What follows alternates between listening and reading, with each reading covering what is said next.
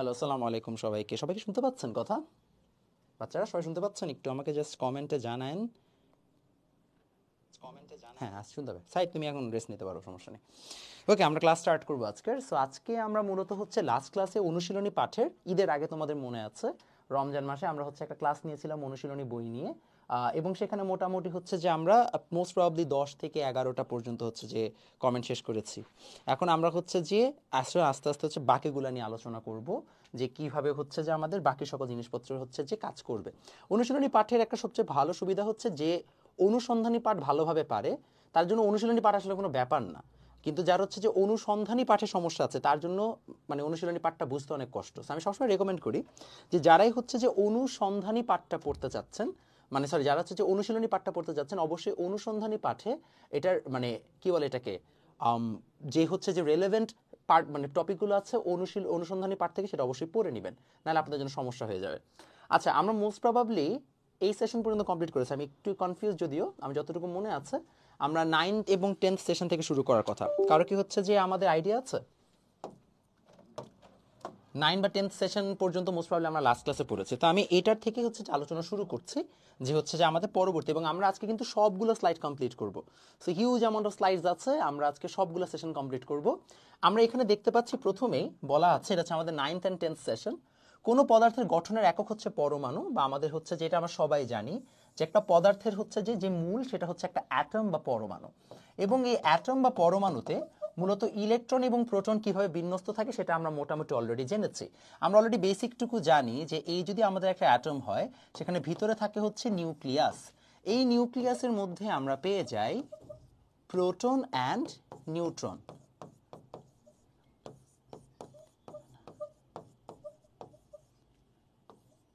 আর এগুলো হচ্ছে ইলেকট্রন। তাহলে আমাদের মোটামুটি হচ্ছে যে হ্যাঁ, রেকর্ডেড ক্লাস থাকবে ভাইয়া। তাহলে হচ্ছে আমাদের নিউক্লিয়াস হচ্ছে কি থাকছে, প্রোটন এবং নিউট্রন থাকছে, আর এটা হচ্ছে আমাদের ইলেকট্রনস। সো কাহিনী যেটা হয় সেটা হচ্ছে আমাদের বলা হয়েছে যে পদার্থের সমস্ত ভর হচ্ছে এই নিউক্লিয়াসের মধ্যে থাকে। ইলেকট্রনের ভর খুবই নগণ্য, ভর অতি নগণ্য। যদি আপনারা জানতে চান এই নগণ্য ভরটা কত, সেটা হচ্ছে 9.11 ইন্টু 10⁻³ কেজি। আপনাদের ভর কত? 40-50 কেজি, 60 কেজি যদি একটু মোটা সোটা হন। আর ইলেকট্রনের ভর 10⁻³ কেজি, অনেক কম।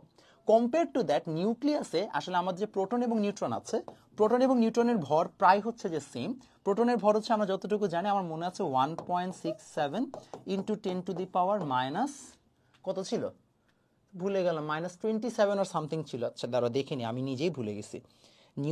প্রোটনের ভর, রাইট? ম্যাস অফ প্রোটন, আমার দেখছো কি অবস্থা, বয়স হয়ে গেলে যেটা হয়। প্রোটনের ভর এখন আমার নিজেরই মনে নেই। ম্যাস অফ প্রোটন কত? হ্যাঁ, 6.7 × 10⁻27, রাইট? সো এত কেজি হচ্ছে আমাদের প্রোটনের ভর, আর নিউট্রনের ভর হচ্ছে তার থেকে স্লাইটলি বেশি, এতটুকু হচ্ছে আমাদের নিউট্রনের ভর বা ম্যাস। সো এইটার তুলনায় ইলেকট্রনের ভর কিন্তু খুবই খুবই কম, ঠিক আছে? একেবারেই হচ্ছে যে ভরটাকে আমরা বলতে পারি নগণ্য ভর। সো আমাকে যদি কখনো বলা হয় যে একটা পরমাণুর অ্যাকচুয়াল ভর কোথা থেকে আসে, আমরা সবসময় বলবো নিউক্লিয়াসটা হচ্ছে তাকে ভর দেয়। কারণ ও যে ভর দেয় বা ওর যতটুকু ম্যাস, এটাতে আসলে কিছুই যায় আসে না। মেজরিটি বা ইম্পর্টেন্ট যতটুকু হচ্ছে কন্ট্রিবিউশন সেটা আসে হচ্ছে নিউক্লিয়াসে থেকে। আর নিউক্লিয়াসে কি আছে? প্রোটন এবং নিউট্রন, এতটুকু আমরা জানি। এখন বলা হয়েছে যে আমাদের এখানে একটা কোশ্চেন তোমাদেরকে করা হচ্ছে যে আমরা ধরে নিতে পারি বস্তুটির প্রত্যেকটি পরমাণুর একটি নির্দিষ্ট ভর আছে। এখন এই ভরটি কি এই পরমাণুর ইলেকট্রন, প্রোটন ও নিউট্রনের ভরের সমষ্টি? এই উত্তরটি পেতে তোমাদের অনুসন্ধানী পাঠ বই থেকে পারমাণবিক ভর এবং আপেক্ষিক পারমাণবিক ভর নিয়ে আলোচনা করো। আচ্ছা, প্রশ্নটা খুবই সিম্পল, যে এই মনে করো আমাদের একটা টোটাল অ্যাটমের মধ্যে ইলেকট্রন, প্রোটন এবং নিউট্রন আছে। সো মনে করো তোমাকে যদি আমি বলি যে সোডিয়াম আছে, সোডিয়াম আমরা হচ্ছে যে একটা সহজ একটা হচ্ছে যে এক্সাম্পল, আমরা হাইড্রোজেন নিই। একটা হাইড্রোজেনের মধ্যে কি কি আছে? ইলেকট্রন আছে, প্রোটন আছে, নিউট্রন আছে। ইলেকট্রনের ভর আমরা জানি 9.11 ইন্টু 10⁻³ কেজি। একটা প্রোটনের ভর হচ্ছে এত, এবং আমরা জানি হচ্ছে একটা নিউট্রনের ভর হচ্ছে এত। এবং আমরা সবাই এটাও জানি যে আসলে হাইড্রোজেনের মধ্যে কি থাকে, এটা যেহেতু ভর এক, তাহলে এর মধ্যে একটা প্রোটন থাকে এবং কি থাকে, একটা ইলেকট্রন থাকে। কোনো নিউট্রন হচ্ছে হাইড্রোজেনে থাকে না। তাহলে হাইড্রোজেনের টোটাল যে ম্যাস সেটা এই দুইটার যোগফল হওয়া উচিত, should be the summation of this two, এই দুইটার যোগফল হবে। বাট ইন রিয়ালিটি আমরা দেখতে পাবো যে এই দুইটার যোগফল সামহাউ হাইড্রোজেনের অ্যাকচুয়াল যে পারমাণবিক ভর তার থেকে বেশি বা কম বা কিছু একটা হবে। কেন এই দুইটার যোগফল এটার মধ্যে হচ্ছে না? জিনিসটা খুবই অদ্ভুত না? আমাদের একটা হিউম্যান বডিতে কি কি আছে? আমাদের হাড্ডিগুড্ডির ভর আছে আর মাংসের ভর আছে। তাহলে আমি যদি কখন এরকম একটা সিস্টেম করি যে আমাদের সমস্ত হাড্ডিগুড্ডি আর মাংস আলাদা করে ফেলেছে, তাকে যদি আমি আলাদা করে ওজন নেই আর আমার টোটাল হিউম্যান বডির যদি ওজন নেই, দুইটার ওজন সমান আসা উচিত না? দুইটার ভর সমান আসা উচিত। বাট দেখা যাচ্ছে এইটার ক্ষেত্রে তা আমাদের সেরকম সিচুয়েশন হচ্ছে না। ইলেকট্রন এবং প্রোটনের ইন্ডিভিজুয়াল ভর তার টোটাল হাইড্রোজেনের ভরের সমান হয় না। কেন হয় না সেটা আমরা এখন একটু বোঝার চেষ্টা করব। আসেন আমরা বোঝার চেষ্টা করি। এবার আমরা হচ্ছে যে এখানে কয়েকটা প্রশ্নের উত্তর দিতে বলেছে। প্রথমে বলা হচ্ছে পারমাণবিক ভর এবং আপেক্ষিক পারমাণবিক ভরের মধ্যে পার্থক্য কি? তোমাদের প্রশ্নটা করা হয়েছে পারমাণবিক ভর এবং আপেক্ষিক পারমাণবিক ভরের মধ্যে পার্থক্য আছে। একটু কমেন্টগুলো দেখি আমি।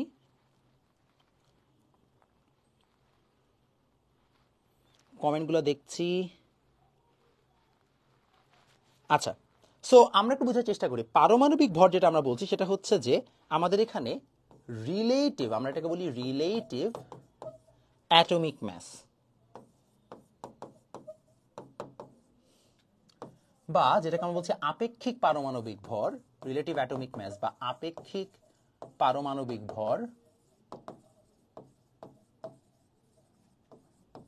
এই আপেক্ষিক পারমাণবিক ভর হচ্ছে মূলত একটা যে আমাদের এলিমেন্ট আছে, মনে করো যে কোনো এলিমেন্টের average atomic mass to 1/12 of the carbon 12 আইসোটোপের, সেটা আমি একটু লিখে দিই। এটা হচ্ছে আমাদের গড় পারমাণবিক ভর, গড় পারমাণবিক ভর বাই হচ্ছে কার্বন 12 আইসোটোপের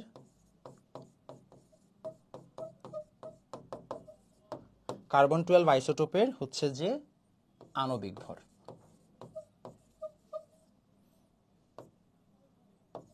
আণবিক ভরের 1/12 অংশ। আরো যদি তোমাকে সিম্পলি বুঝাই বলি যে আসলে এটা কি বোঝায়, এটা কিছুই না, এটা বুঝায় 6.023 ইন্টু 10⁻23 সংখ্যক পরমাণুর ভর। মানে কি তোমাকে সহজভাবে বোঝাই। সো আমরা যদি একটা সিঙ্গেল অ্যাটমের ভর নিয়ে কাজ করি, একটা পরমাণুর ভরের খুবই কম হয়, খুবই নগণ্য হয়, ওটা নিয়ে হিসাব নিকাশ করা কঠিন। এজন্য আমরা কার্বন 12 আইসোটোপের আপেক্ষিক আণবিক ভরের 1/12 অংশ, কার্বন 12 এর একটা আইসোটোপ আছে বা কার্বন 12 এর একটা পরমাণু ভর আছে, ওইটার 1/12 অংশকে দিয়ে আমরা ভাগ করি, করার পরে যে মানটা পাই সেটাকে আমরা বলি আপেক্ষিক পারমাণবিক ভর। এখন এটা তো আরো কমপ্লেক্স হয়ে গেল, মানে ভাই এমনি হচ্ছে যে নরমালি আণবিক পারমাণবিক ভর আমি বুঝতেছি না, তার মধ্যে আপনি আপেক্ষিক পারমাণবিক ভরে আবার কিছু একটাতে ভাগ দিচ্ছেন। এত কিছু বোঝাই দরকার নাই, সিম্পল জিনিস। এতগুলো সংখ্যক, এবং এটাকে আমরা বলি অ্যাভোগেড্রো নাম্বার, এটাকে আমরা কি বলি? Avogadro number. এই অ্যাভোগেড্রো নাম্বার সংখ্যক যতগুলো পরমাণু আছে তাদের টোটাল যোগফল বা তাদের হচ্ছে যে টোটাল ভরটা হবে হচ্ছে এক আপেক্ষিক পারমাণবিক ভর। তো তোমাকে যদি কখনো বলা হয় যে সোডিয়ামের আপেক্ষিক পারমাণবিক ভর হচ্ছে 23 AMU, AMU মানে হচ্ছে atomic mass unit, atomic mass unit হচ্ছে 23 গ্রাম। এটা কোন ইউনিটে? অ্যাটমিক ম্যাস ইউনিটে। এটা মানে হচ্ছে যদি আমরা 6.023 ইন্টু 10⁻23 এতগুলো সংখ্যক সোডিয়াম অ্যাটম নেই, এতগুলো সংখ্যক সোডিয়াম অ্যাটমের ম্যাস হবে 23 গ্রাম। আমরা কি লজিক বুঝতে পারছি? কারো কি কনফিউশন আছে? তো এই হচ্ছে যে আমাদের বেসিক কনসেপ্ট, যে আমরা যদি কখনো বলা হয় যে আসলে আমরা আপেক্ষিক পারমাণবিক ভরটা কিভাবে বের করতে হয়, কিছুই না, এতগুলো সংখ্যক বা এতগুলো অ্যাভোগেড্রো নাম্বার অ্যাটমকে একসাথে করে আমরা হিসাবটা করি। আমি বলতে পারবো এটাই কেন? ব্যাখ্যা আছে, বিশাল বড় ব্যাখ্যা আছে যে কেন এতটুকু নাম্বার নিয়ে কাজ করব, পরবর্তী শ্রেণীতে জানতে পারবো, এখন আমার মাথা ঘামানোর দরকার নাই। তাহলে বেসিক কি? একটা পারমাণবিক ভর মানে জাস্ট একটা পরমাণুর ভর, আপেক্ষিক পারমাণবিক ভর মানে এতগুলো সংখ্যক হচ্ছে যে পরমাণুর ভর। সবাইকে এতটুকু ক্লিয়ার? কারো কি কোনো কোয়েশ্চেন আছে? এখন এই চ্যাপ্টারে যান নাই, এই চ্যাপ্টারে না গেলে তো আসলে এই চ্যাপ্টারটা তাহলে তো ঝামেলা হয়ে যাবে, কারণ যদি আপনারা অনুসন্ধানী পাঠ না পড়ে আসেন তাহলে অনুশীলনী পাঠে হচ্ছে যে এই পাঠগুলো বুঝতে কষ্ট হবে, খুবই স্বাভাবিক। আচ্ছা, এবার সহজ ভাষায় বুঝাই দিচ্ছি। পারমাণবিক ভর মানে হচ্ছে একটা অ্যাটমের মধ্যে বা একটা পরমাণুর যতটুকু ভর, ওইখানে ইলেকট্রন প্রোটন নিউট্রন যা আছে তার ভর। আপেক্ষিক পারমাণবিক ভর মানে হচ্ছে এতগুলো সংখ্যক পরমাণুর ভর, সিম্পল ভাষায়। ক্লিয়ার? আর কোনো কনসেপ্টে ঝামেলা আছে? ওকে, ঝামেলা নেই। তাহলে আমরা পরবর্তী স্লাইডে যাই। এখানে আর কি ব্যাখ্যাটা লিখতে বলছে, তো এই ব্যাখ্যাটা তো লেখা হয়েছেই। এখন দেখেন, প্রকৃতিতে কপারের দুইটি আইসোটোপ হচ্ছে এত এবং এত, তার গড় আপেক্ষিক পারমাণবিক ভর হচ্ছে এত। তুমি কি কপার এবং হচ্ছে যে কপারের প্রকৃতিতে প্রাপ্ত শতকরা পরিমাণ বের করতে পারবে? আচ্ছা, আমি তোমাকে বুঝাই। তো তুমি খেয়াল করে দেখবা, তোমাদের বইয়ে দেওয়া আছে যে কপারের AMU ইউনিটে বা আপেক্ষিক পারমাণবিক ভর হচ্ছে 63.5 গ্রাম। And here's an important question, যে ভাই কপারের এতগুলো ভর বলতে আমরা কি বুঝাচ্ছি? খুব সিম্পল কথা, তুমি যদি এক খণ্ড কপার নাও এবং সেখান থেকে এতগুলো সংখ্যক কপার পরমাণুকে আলাদা করে ফেলো, তাহলে তুমি দেখবা তাদের টোটাল ভর বা টোটাল ম্যাস হচ্ছে আমরা দেখতে পাচ্ছি 63.5 গ্রাম। এখন এখানে একটা ইম্পর্টেন্ট প্রশ্ন আবার দাঁড়াবে যে ভাইয়া যদি আমাদের এতটুকু ভর হয়ে থাকে বা আমাদের যদি 63.5 গ্রাম হচ্ছে যে টোটাল ভর হয়ে থাকে, আমরা এটা কিভাবে পেলাম? এখন তোমরা বলতে পারো কেন ভাই সবগুলোকে যোগ করে পাইছি, বাট এইভাবে তো সম্ভব না। আমরা তার কপার ছোট্ট ছোট ছোট প্রতিটা কপারকে আমরা হিসাব করে তো পাই না। সো ইন রিয়ালিটি দেখা যায় যে কপারে দুইটা আইসোটোপ এই প্রকৃতিতে আছে। দুইটা আইসোটোপ মানে কি? কপারেরই দুইটা ভার্সন পাওয়া যায়, ঠিক আছে? কপারের দুইটা ভার্সনের মধ্যে একটা কপারের ভর হচ্ছে 63 গ্রাম, আরেকটা কপারের ভর হচ্ছে 65 গ্রাম। এই দুটাই প্রকৃতিতে পাওয়া যায়।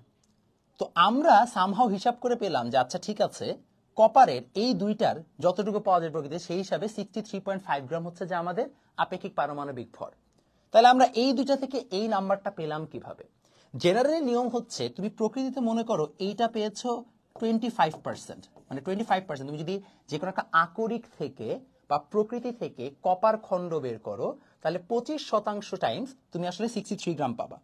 আর তুমি যদি কখনো র্যান্ডমলি হচ্ছে যে বাকি 75% হিসাব করো, তাহলে তুমি 65 গ্রাম পাবা। তো নিয়মটা কি? নিয়মটা হচ্ছে আমাদের তাহলে এই যে কপারের যে হচ্ছে অ্যাকচুয়াল যে আমাদের ভরটা, আমরা যেটাকে বলি হচ্ছে যে আমাদের গড় আপেক্ষিক পারমাণবিক ভর, গড় আপেক্ষিক পারমাণবিক ভর, আমাদের গড় নিতে হবে। গড় আপেক্ষিক পারমাণবিক ভর আমরা কত পাই? গড় আপেক্ষিক পারমাণবিক ভর আমরা পাবো এই যে 63 গ্রাম, এটাকে আমরা গুণ দিব 25% দিয়ে। তারপরে এই যে 65 গ্রাম, এটাকে আমরা গুণ দিব 75% দিয়ে। তাকে আমরা ভাগ দিব হচ্ছে 100% দিয়ে। বাস এইভাবে যদি হিসাব করো, তাহলে তুমি যে ভ্যালুটা পাবা সেটা হচ্ছে গড় আপেক্ষিক পারমাণবিক ভর। তাহলে আমরা প্রসেসটা বুঝছি। প্রশ্নে কি দেওয়া আছে? আমাদের প্রশ্নে দেওয়া আছে যে এই গড় আপেক্ষিক পারমাণবিক ভরটা নাকি 63.5, এটা আমাদের প্রশ্নে দেওয়া আছে। আমাদেরকে বের করতে বলছে এই রেশিও গুলো কত, আসলে প্রকৃতিতে কত শতাংশ করে আছে। এটা যেমন আমরা বলেছি 25% আছে, এখানে বলে দিয়েছে 75% আছে। আমাদের জিজ্ঞেস করছে যে যদি এরকম নাম্বার হয়, তাহলে প্রকৃতিতে কত শতাংশ করে থাকার কথা। ঠিক আছে, আমাদের রিভার্স ম্যাথ দিয়েছে। এটা আমাদের অ্যাকচুয়াল প্রসেস। আমরা এখন রিভার্স ম্যাথটা সলভ করব। কিভাবে রিভার্স ম্যাথটা সলভ করব সেটা হচ্ছে যে আমরা একটু হচ্ছে বোঝার চেষ্টা করি। আসো, তাহলে আমরা হচ্ছে যে যদি আমরা রিভার্স ম্যাথটা করার চেষ্টা করি, তাহলে আমাদের এখানে খুবই সিম্পল জিনিস। আমাদের কোয়েশ্চেনে কি কি দেওয়া? আমাদের ফার্স্ট অফ অল কোয়েশ্চেনে দেওয়া আছে দুটো হচ্ছে শর্ত, একটা 63 গ্রাম আর একটা 65 গ্রাম। আমরা ধরে নিচ্ছি যে 63 গ্রাম এক্সিস্ট করে x শতাংশ, এবং এটা যেহেতু টোটাল 100%, তাহলে এটা 100 মাইনাস x। তাহলে আমরা যদি এখন হিসাব করতে চাই, আমাদের আসবে হচ্ছে এই জায়গায় 63.5 equal to 63 into x plus হচ্ছে 65 ইন্টু 100 মাইনাস এক্স বাই হচ্ছে টোটাল 100। এখন আমরা এটা হিসাব করবো, আমি জানি না কত আসবে, তোমরা হিসাব করে বলবা আমাকে। এটাকে 100 দিয়ে গুণ দাও, এখানে আসবে 63x, এখানে আসবে মাইনাস 65x, প্লাস আসবে হচ্ছে 65 ইন্টু 100। যদি আমরা হিসাব নিকাশ করি তাহলে চলে আসবে, দেখো 100 কে কমন নিলে 65 মাইনাস 63.5, আর এখানে চলে আসবে হচ্ছে আমাদের টুয়াইস এক্স। তাহলে দেখো আমাদের আসলো 100 into 1.5 equal to twice x. তাহলে কত আসে? 150 ইকুয়াল টু টুয়াইস এক্স, বা এক্স ইজ ইকুয়াল টু 150/2 তথা 75। তাহলে আমরা 75 পেয়ে গেলাম এক্স এর মান। এক্স এর মান যদি 75 হয়, এর মানে কি? এর মানে 63 গ্রাম কপার প্রকৃতিতে আছে 75%, আর 65 গ্রাম আছে 100 মাইনাস 75 তথা 25%। এই হবে আমাদের এন্টায়ার ম্যাথমেটিক্যাল প্রসেস। এখন কারো কি ম্যাথ বুঝতে সমস্যা আছে কিনা বলেন, তাহলে আমি রিপিট করব। শিথিল, তোমার জন্য সবচেয়ে ভালো আইডিয়া হবে যে যদি তুমি অনুসন্ধানী পাঠটা ঠিক মতো পড়ে আসো। এবং আমি তোমাদের অনেস্ট কথা বলে, আমি তো পড়াচ্ছি নিউ কারিকুলাম 9 অনেকদিন ধরে, অনুসন্ধানী পাঠ যে বুঝছে তার কাছে অনুশীলনী পাঠটা কিছুই না। কারণ অনুশীলনী পাঠে আসলে কিছু নাইও সেরকম, এটা জাস্ট অনুসন্ধানী পাঠের থেকে কিছু কোয়েশ্চেন দিয়ে দিছে। এই সেম কোয়েশ্চেন কিন্তু অনুসন্ধানী পাঠেও আছে, এই সেম কোয়েশ্চেনটা, হুবহু সেম কোয়েশ্চেনটা। সো যে অনুসন্ধানী পাঠ পড়ে আসে, ও কিন্তু জাস্ট এটা রিপিটেশন। সো যদি কারো হচ্ছে যে এই কারণে বুঝতে সমস্যা হয় যে ভাই আমি অনুসন্ধানী পাঠটা পড়ে আসি নাই, এই কারণে আমার বেসিকে দুর্বল, তাহলে তার জন্য সাজেশন হচ্ছে অবশ্যই অনুসন্ধানী পাঠটা পুরোটুকু পড়ে আসো। এখন তুমি বলতে পারো ভাই আপনি বেসিক ধরে পড়ান, আমি বেসিক ধরে পড়াইলে এই স্লাইডটা পড়াইতে আমার লাগবে 30 মিনিট, কারণ আমাকে পুরা বেসিক অ্যাটমিক স্ট্রাকচার আবার পড়াইতে হবে। এবং সেটা যদি করি তাহলে তোমাদের সামনে পরীক্ষার সিলেবাস শেষ করতে পারবো না। এই জন্য আমাকে সামহাও ব্যালেন্স করে পড়াইতে হচ্ছে। I am really sorry for that, but this is what I have to do. Okay, সবাইকে বুঝতে পেরেছি? ওকে, আমি আরেকবার লাস্ট বুঝাই দিচ্ছি। প্রশ্নে আছে যে আমাদের প্রকৃতিতে 63 গ্রাম এবং 65 গ্রামের দুইটা কপার আইসোটোপ পাওয়া যায়। বলেছে কোনটা কত শতাংশ থাকছে, এবং আমাদের বলা হয়েছে 63.5 গ্রাম, এটা হচ্ছে আমার গড় আপেক্ষিক পারমাণবিক ভর। তাহলে আমি ধরলাম যে এক্স শতাংশ হচ্ছে যে কিসে আছে, 63 গ্রাম। আরেকবার বললাম 100 মাইনাস এক্স শতাংশ আছে হচ্ছে 65 গ্রাম। তাহলে আমরা 63 এর সাথে এখানে এক্স, 65 এর সাথে 100 মাইনাস এক্স দিয়ে 100 বসে আমি ফর্মুলাটাকে ফর্ম করলাম। দেন এখান থেকে হিসাব নিকাশ করে আমি সুন্দর মতো হচ্ছে যে এক্স এর ভ্যালু বের করলাম। হিসাব নিকাশটা তোমাদের আর বুঝাচ্ছি না, কারণ হিসাব নিকাশ তোমরা আসলে দিন শেষে ক্যালকুলেশন করলেই পারবা। আসছে 75। এর মানে কি? এর মানে হচ্ছে প্রকৃতিতে 75% 63 গ্রাম আছে, 25% 65 গ্রাম আছে। কারো কি বুঝতে সমস্যা আছে আরো?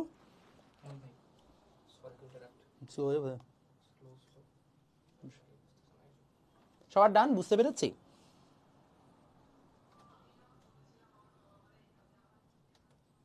কারো কনফিউশন আছে?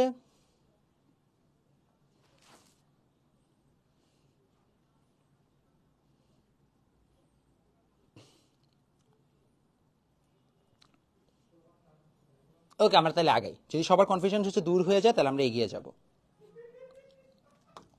পরেরটা দেখেন, তিনটা আইসোটোপ আছে এমন একটি মৌলের গড় আপেক্ষিক পারমাণবিক ভর যদি তুমি জানো, তাহলে কি তুমি তাদের প্রকৃতিতে প্রাপ্ত শতকরা পরিমাণ বের করতে পারবে? এটা একটা জাস্ট র্যান্ডম কোয়েশ্চেন, সো তুমি পারবা আই গেস, বিকজ এখানেও সেম কাজই হবে। মনে করো তোমার এই জায়গায় তিনটা যদি অ্যাটম মানে আইসোটোপ থাকে, আমি ধরলাম এ আইসোটোপ, এটা আছে প্রকৃতিতে এক্স গ্রাম, বি আছে ওয়াই গ্রাম, সি থাকবে কি 100 মাইনাস এক্স মাইনাস ওয়াই গ্রাম, 100% যেহেতু, তাহলে এত শতাংশ এটা এক্স পার্সেন্টেজ, এটা ওয়াই পার্সেন্টেজ, এবং এটা হচ্ছে 100 থেকে বাকি দুইটা মাইনাস করলে যত পার্সেন্টেজ হয়। তারপরে তুমি কিভাবে বের করবা? আমার গড় বা হচ্ছে অ্যাভারেজ আপেক্ষিক পারমাণবিক ভর বা এএমইউ, অ্যাটমিক ম্যাস ইউনিট, বা হচ্ছে যে আমাদের আপেক্ষিক পারমাণবিক ভর কত আসবে, সেটা চলে আসবে এই জায়গায় a into x, b into y, c এর সাথে গুণ হবে x, sorry 100 minus x minus y, আর এখানে জাস্ট আমরা 100 দিয়ে ভাগ দিয়ে দিব। সবাই সুন্দর করে তুলে ফেলেন। এই হচ্ছে যে আমাদের যদি তিনটা পরমাণু থাকে তাহলে সেটার জন্য হচ্ছে আমাদের প্রসেস। সুন্দর করে তুলে ফেলো। সবার ডান হলে বইলেন।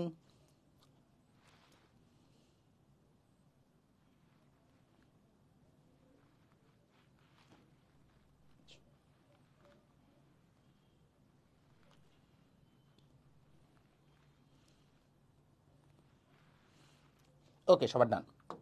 পরেরটাতে আগাই। পেজ নাম্বার বলে দিব। পেজ নাম্বার তো লিখি নাই, এটা সেশনটা দেখতে পারো, একাদশ ও দ্বাদশ সেশন, ঠিক আছে? 11 and 12 সেশন এটা, মানে আপনাদের বইয়ের যদি আপনি চ্যাপ্টার ইয়াতে যান, অনুশীলনী পাঠে 2-তে যান, তাহলে এটা 11-12 সেশন। আসেন 11-12 সেশনে চলে যাচ্ছি। বলা হচ্ছে আগের সেশনের ধারাবাহিকতায় বিভিন্ন মৌলের পারমাণবিক ভর এবং আপেক্ষিক পারমাণবিক ভর নিয়ে আলোচনা করা হয়েছে। একইভাবে আপেক্ষিক পারমাণবিক ভর কিভাবে বের করতে তা নিয়ে আলোচনা করা হয়েছে। এটা লাগবে না, ডান। আচ্ছা, ত্রয়োদশ চতুর্দশ অনুপরমাণুর বিস্তারিত আলোচনা, এই শিখন অভিজ্ঞতার মূল যে উদ্দেশ্য তা নিশ্চয়ই ভুলে যাওনি। বায়ু দূষণ নিয়ে আমাদের কাজ ছিল। এখন বায়ু দূষণকারী পদার্থ কি কি, কোন কোন নির্দিষ্ট পদার্থ নির্দিষ্ট আচরণ করে, তা মূলত নির্ভর করে পদার্থের গঠনের উপরে। এই পদার্থসমূহ কোনো না কোনো এক একাধিক মৌলের সমন্বয়ে সৃষ্টি। এখন এসব মৌলের ধর্ম কেমন তা কিভাবে জানা যাবে? আচ্ছা, সো আমরা সবাই জানি যে আমাদের বায়ু দূষণ করে কোন কোন পদার্থ? কার্বন ডাই অক্সাইড, কার্বন মনো অক্সাইড, এটাকে নীরব ঘাতক বলে, যারা এখনো জানো না এটাকে আমরা বলি নীরব ঘাতক বা সাইলেন্ট কিলার, খুবই খারাপ জিনিস। সালফার ডাই অক্সাইড, খুবই খারাপ একটা জিনিস। ওজোন গ্যাস আসলে নাম কি, বায়ু দূষণ করে না, but like steel. Sulphur dioxide, কিছু মেটালিক অক্সাইডও আছে, এই ধরনের কিছু হচ্ছে ধূলিকণা, এই টাইপের হচ্ছে আমাদের বিভিন্ন ধরনের কি আছে, এরকম হচ্ছে যৌগ আছে। এই যৌগগুলোই হচ্ছে আমাদের মূলত কি বায়ু দূষণ করে বা বায়ু দূষণকারী পদার্থ। এগুলা কোথা থেকে আসে? কলকারখানা বলতে পারো, তোমরা যে সুন্দর ভ্রুম ভ্রুম গাড়ি চালাও, বাইক চালাও, সেখান থেকে অনেক সময় আসে। তাহলে বায়ু দূষণকারী পদার্থ এগুলো। আমাদের এখন জানতে হবে, আচ্ছা আমি আসলে চাইলেও না পেজ নাম্বারটা দিতে পারছি না বা বলতে পারছি না। এটা হচ্ছে তোমাদের বইয়ের নাম কি, ত্রয়োদশ, চতুর্দশ এবং পঞ্চম, মানে এই সেশনটা তোমাদের অনুসন্ধানী পাঠে তুমি এই সেশনে চলে যাবা, যেটা হচ্ছে তোমাদের চ্যাপ্টার 2 এর। আমি আসলে পেজ নাম্বার দেওয়া নাই স্লাইডে, আমি জন্য পেজ নাম্বারটা ভুলে গেছি। ওকে, এটা গেল। এখন আমাদেরকে কি মানে জিজ্ঞেস করা হয়েছে পরবর্তী স্লাইডে, আমরা একটু দেখি। পরবর্তী স্লাইডে আমাদেরকে বলা হয়েছে সত্যি বলতে মৌলের ধর্ম এবং কোন মৌলের সাথে মিলে নতুন পদার্থ সৃষ্টি করে তা পুরোপুরি নির্ভর করে এর পারমাণবিক গঠনের উপরে। আচ্ছা, আমরা যে যৌগটা দেখলাম যেমন সালফার ডাইঅক্সাইড, এখানে সালফার এবং অক্সিজেনের মধ্যে একটা যৌগ গঠন হয়েছে। এখন এই যৌগ কিভাবে গঠিত হইল? তোমরা যে খাবার লবণ খাও সোডিয়াম ক্লোরাইড, এই সোডিয়াম ক্লোরাইড কিভাবে গঠিত হয় এবং সালফার ডাইঅক্সাইড কিভাবে গঠিত হয়, তাদের কিন্তু গঠন হওয়ার প্রসেসটা ডিফারেন্ট। একটাতে আমরা বলি আয়নিক প্রসেস, আরেকটা আছে সমযোজী প্রসেস বা সমযোজী বন্ধন, আরেকটা আছে সমযোজী সন্নিবেশ বন্ধন। এগুলা এক্সট্রা আবার আছে অষ্টক সম্প্রসারণ, অষ্টক সংকোচন, আমরা এগুলো দেখব। ঠিক আছে, যে আসলে কিভাবে আমাদের এই প্রত্যেকটা হচ্ছে যে যৌগ গঠিত হচ্ছে। এই যৌগ গঠনের ক্ষেত্রে বলা হয়েছে তোমাদের অনুসন্ধানী পাঠ বই থেকে পর্যায় সারণীর ধারণা, পটভূমি, উদ্দেশ্য, তাৎপর্য এগুলো ব্যবহার করে এগুলো আলোচনা করতে বলেছে। আগেই বলা হয়েছে মৌলের পরমাণুর ইলেকট্রন বিন্যাসের উপরই মূলত এদের ধর্ম নির্ভর করে। কাজে মৌলের পারমাণবিক সংখ্যা এবং ইলেকট্রন বিন্যাস জানলে পর্যায় সারণীতে তার অবস্থান নির্ণয় করা সম্ভব। আবার অনুসন্ধানী পাঠ বই থেকে পর্যায় সারণীর বৈশিষ্ট্য এবং কিভাবে মৌলের অবস্থান নির্ণয় করবে সেটা বের করতে বলা হয়েছে। আমরা অলরেডি পর্যায় সারণী সম্পর্কে আইডিয়া জানি, তোমাদের বইয়ে অলরেডি অনুসন্ধানী পাঠ বইয়ের মধ্যে দেওয়া আছে যে পর্যায় সারণী তুমি কোন মৌল কোথায় অবস্থান করছে সেটা যেন তুমি বের করতে পারো। তো তোমাকে অলরেডি এটার ব্যাপারে একটা কনসেপ্ট দেওয়া আছে। তো আমাদেরকে অনেক সময় দিয়ে দিবে যে এটা সোডিয়াম, বলে সোডিয়ামটা পর্যায় সারণীর কোন নাম্বার গ্রুপ এবং কোন নাম্বার সারণীতে আছে। তো আমরা ডিটেল ওইখানে যাব, আমাদের দেখি কি টাইপের প্রশ্ন করা হয়েছে, সেটা অনুযায়ী হচ্ছে আমরা আস্তে আস্তে এটাতে আগাইতে থাকি।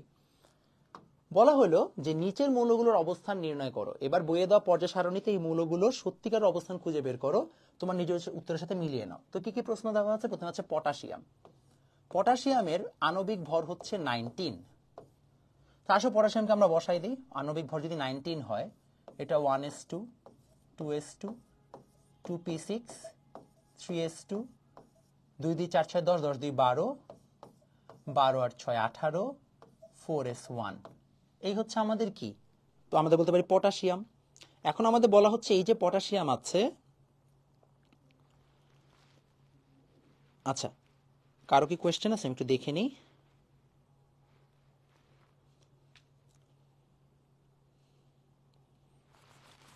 আচ্ছা, তাহলে আমরা একটু দেখি আমরা কিভাবে হচ্ছে যে এটা বের করব। এটা বের করার জন্য ফার্স্ট অফ অল আমাদেরকে বলা হলো যে দেখো এখানে কি হয়েছে। নাম্বার 1 এখানে দেওয়া আছে কি, দেখো আমাদের সর্বোচ্চ আমাদের হচ্ছে যে শক্তি স্তর কত, 4। অলওয়েজ রিমেম্বার সর্বোচ্চ শক্তি স্তর, সর্বোচ্চ যে শক্তি স্তর থাকবে সেটাই আমাদের সারি সংখ্যা বা রো নাম্বার। সো আমাদের এখানে সর্বোচ্চ শক্তি স্তর কত দেখলাম পটাশিয়ামের ক্ষেত্রে 4, তাহলে এটা 4 নাম্বার হচ্ছে যে রোতে আছে। তাহলে আমরা রো বের করতে পারছি। রো কত? রো হচ্ছে আমাদের 4। ওকে, ডান। এরপর আমাদেরকে বলা হয়েছে যে আমরা এখন গ্রুপ কিভাবে বের করব। গ্রুপ বের করার ক্ষেত্রে আমাদেরকে জানতে হবে হচ্ছে এটা কোন ব্লক মৌল। ব্লক মানে কি? ব্লক মানে হচ্ছে এটা লাস্টে আমাদের ইলেকট্রনটা আছে সেটা কোন মানে উপশক্তি স্তরে যাচ্ছে। যেমন দেখো তো 4s1 যদি খেয়াল করি, তাহলে লাস্ট ইলেকট্রনটা কোন উপশক্তি স্তরে গেল? এসে গেল না? তাহলে যদি আমরা বুঝতে পারি এটা এসে যায়, তাহলে এসে যদি যেয়ে থাকে তাহলে আমাদের একটা নিয়ম, কি নিয়ম? যদি সর্বশেষ ইলেকট্রন এস উপশক্তি স্তরে যায়,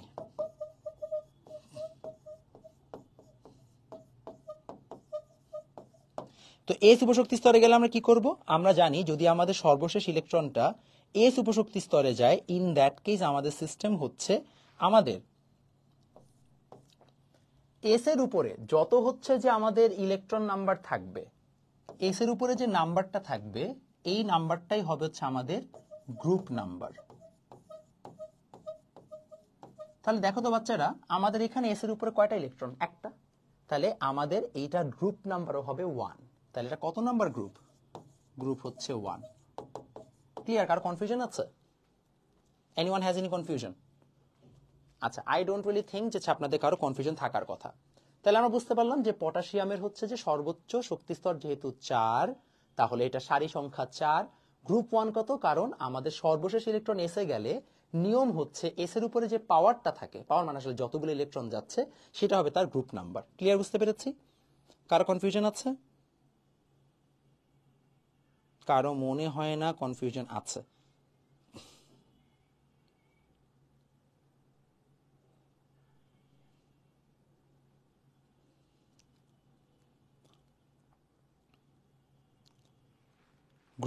রোয়ার গ্রুপ হচ্ছে যে কোনটা হচ্ছে যে বোঝা হয় নাই। আচ্ছা, ও আচ্ছা, রো কোনটা গ্রুপ কোনটা? রো মানে এইটা, গ্রুপ মানে এইটা।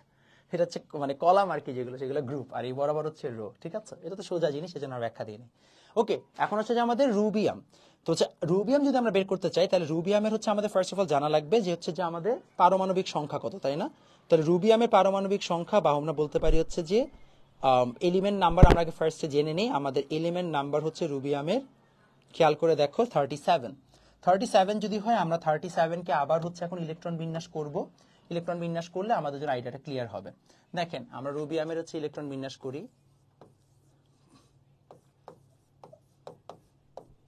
তাহলে 1s2, 2s2, 2p6, 3s2, 3p6, 2 2 4 6 10, 2 12 6 18। 18 পরে হচ্ছে যে আমাদের 3d10, 28। 28-এর পরে হচ্ছে আমাদের এখানে কত আসবে? 28 আর 2 হচ্ছে 30।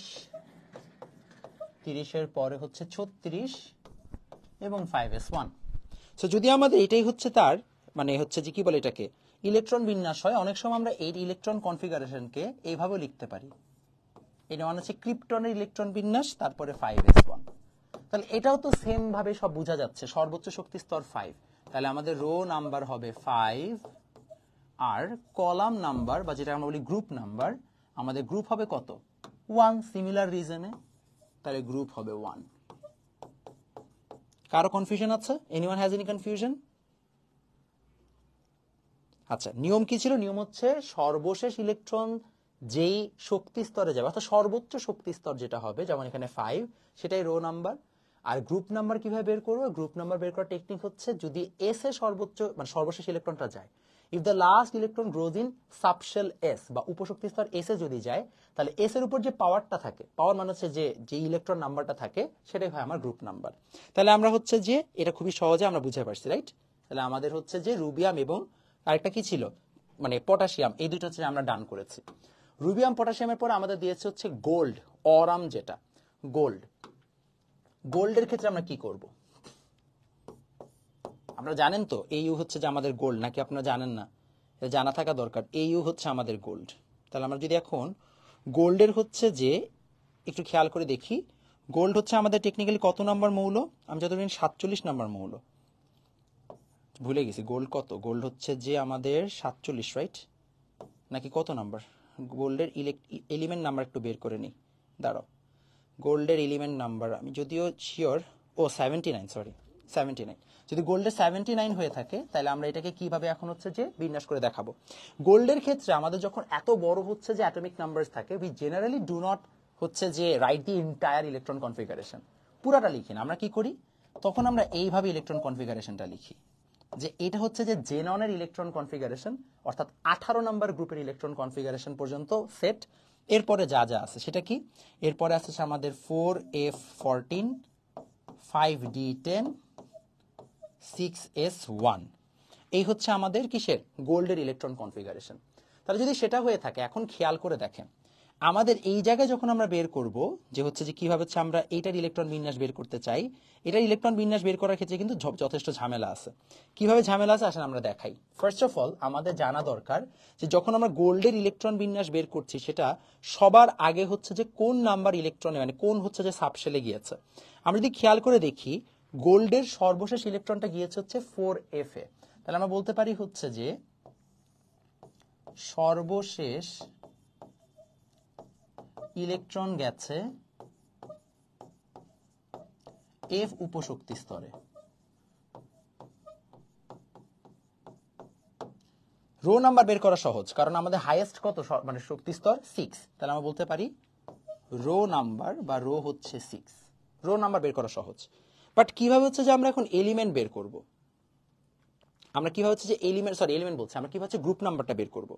গ্রুপ নাম্বার বের করা হচ্ছে যে সবচেয়ে কঠিন কাজ। হাউ টু ফাইন্ড, আমরা এখন গ্রুপ নাম্বারটা কিভাবে বের করতে যাচ্ছি। আচ্ছা দাম তার আগে কারো কোনো কোয়েশ্চেন আছে কিনা একটু দেখে নিই, আবার গ্রুপ যাইতে হবে আমার।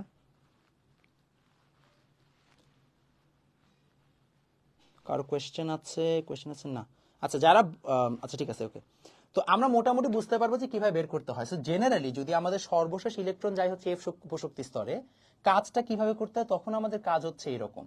তখন আমরা যেটা করবো, আমরা এই জায়গায় লিখবো হচ্ছে যে ডি প্লাস এস এর উপরে যে এনটা থাকবে সেটা হবে হচ্ছে আমাদের গ্রুপ নাম্বার।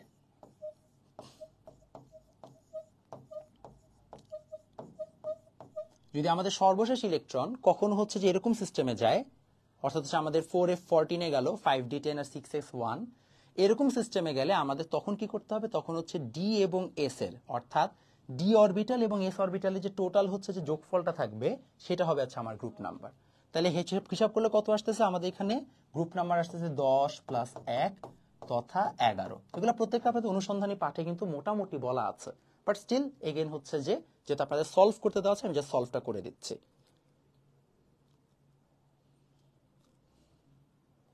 কারো কনফিউশন থাকলে আবার বলতে পারেন, আবার বুঝিয়ে দিতে হবে কাউকে। আচ্ছা আই গেস কারো আর বুঝানো লাগবে না। যদি এটা বুঝতে পারেন সবাই তাহলে হচ্ছে আমরা পরবর্তী চার্টে চলে যাচ্ছি। এখন আসেন এরপরে বলা হচ্ছে আমাদের জিঙ্কের ক্ষেত্রে। তাহলে জিঙ্কের ক্ষেত্রে আমরা কি করব, আসলে আমরা জিঙ্কে যাই। জিঙ্ক হচ্ছে 30, 1s2 2s2 2p6 3s2 3p6 আর হচ্ছে আমাদের 3d10 4s2। এই হচ্ছে আমাদের অবস্থা। তো এইবার আমরা কিভাবে বের করছি, এগেন আমাদের সর্বশেষ শক্তি স্তর হচ্ছে কত, মানে সর্বশেষ কোন কক্ষপথে ইলেকট্রন গেছে, ডিতে গেছে, তাই না? সর্বশেষ আমাদের হচ্ছে ডিতে গেছে। আচ্ছা আমি একটা লাস্ট একটু ভুল করে আসছি, একটা ছোট্ট জিনিস ছোট্ট ভুল করেছে। সেটা ভুলটা হচ্ছে যে সর্বশেষ ইলেকট্রনটা 4f এ না 5d তে গেছে, সরি, সর্বশেষ ইলেকট্রনটা 5d তে গেছে। ডিতে গেলে হচ্ছে আমাদের ডি উপশক্তি স্তর, একটু ঠিক করে নিন, ঠিক আছে? ডিতে গেলে আমরা এই কাজটা করি, তো ডি ব্লক মূল, ভুলে আমি এফ ব্লক মূল লিখে ফেলছি। সর্বশেষ ইলেকট্রন ডিতে গেলে হচ্ছে আমরা এই কাজটা করি। তাহলে এখানেও সেম কাজ, সর্বশেষ ইলেকট্রন গেছে হচ্ছে ডিতে, সর্বশেষ ইলেকট্রন ডি অরবিটালে গেছে। সর্বশেষ ইলেকট্রন ডি অরবিটালে গেলেই নিয়ম হচ্ছে D plus S to the power N, এটা হবে হচ্ছে আমার গ্রুপ নাম্বার। তাহলে কত আসে, 10 প্লাস 2 তথা 12 হবে আমাদের গ্রুপ নাম্বার। আর এদিকে সবচেয়ে বড় হচ্ছে আমাদের নাম্বার কত, মানে সর্বোচ্চ শক্তি স্তর 4, তাহলে এটা হবে আমাদের রো নাম্বার। সর্বোচ্চ শক্তি স্তর হচ্ছে আমাদের 4, তাহলে সেটাই হবে আমাদের রো নাম্বার। গেল। তাহলে আমরা দুইটা নিয়ম শিখলাম, একটা হচ্ছে যদি সর্বশেষ ইলেকট্রন এস এ যায় তাহলে এস এর উপরে যে পাওয়ার সেটাই হবে তার হচ্ছে গ্রুপ নাম্বার। সর্বশেষ ইলেকট্রন ডিতে গেলে আমাদের ডি এবং এস এই দুইটার যে যোগফল সেটা হবে হচ্ছে আমাদের গ্রুপ নাম্বার। এইভাবে আমাদের তাহলে দুইটা হচ্ছে যে বেসিক কোয়েশ্চেন আমরা কমপ্লিট করেছি। আমরা পরেরটাতে চলে যাব। Electric energy can be negative.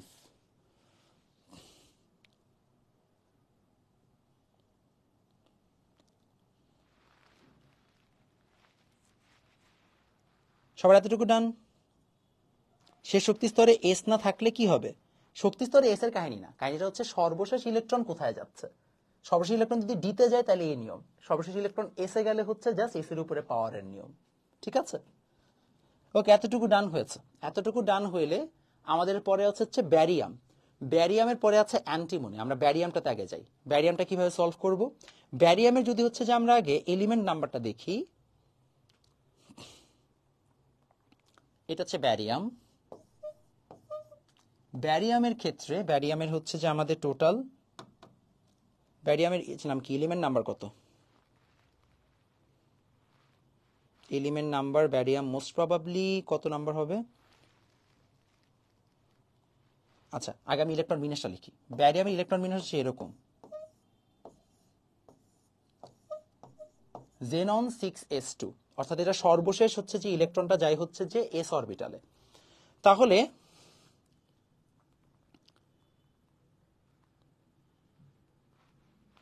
আমাকে জিজ্ঞেস করা হচ্ছে যে এই যে আমাদের ব্যারিয়ামটা আছে, এই ব্যারিয়ামটার হচ্ছে যে আমাদের গ্রুপের হচ্ছে যে কিভাবে কি বের করবো। আমরা একটু আগে জেনেছি সর্বশেষ ইলেকট্রন যদি আমাদের কখনো, আচ্ছা ব্যারিয়ামের হচ্ছে 56, আমার মনে পড়ছে মাত্র, যদি সর্বশেষ ইলেকট্রনটা কখনো এস অরবিটালে যায় তাহলে আমরা জানি যে S to the power N, অর্থাৎ এস এর উপরে যে ইলেকট্রন নাম্বারটা থাকবে সেটাই হবে কি, সেটাই হবে হচ্ছে আমার গ্রুপ নাম্বার।